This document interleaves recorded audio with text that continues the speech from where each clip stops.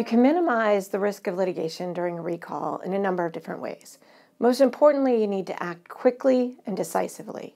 Consumers expect rapid response. Jurors expect the same when they're looking at your case. They want you to demonstrate a corporate commitment to finding defects and acting quickly to make the consumer whole. More importantly, it's important to focus on picking the right remedy.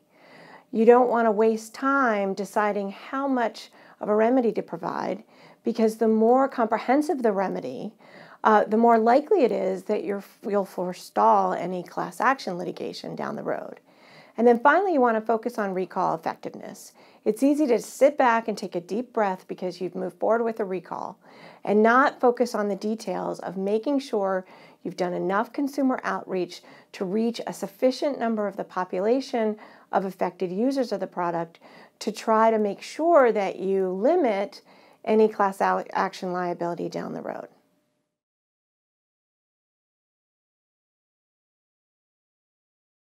The government's looking for a robust compliance plan in order to meet your federal regulatory requirements. Not a paper plan that sits on a shelf and gathers dust, but something that's integral to the business processes every day. They're looking for a single responsible person who owns the issue with regard to compliance, whether that's compliance with security and privacy issues, safety and consumer products.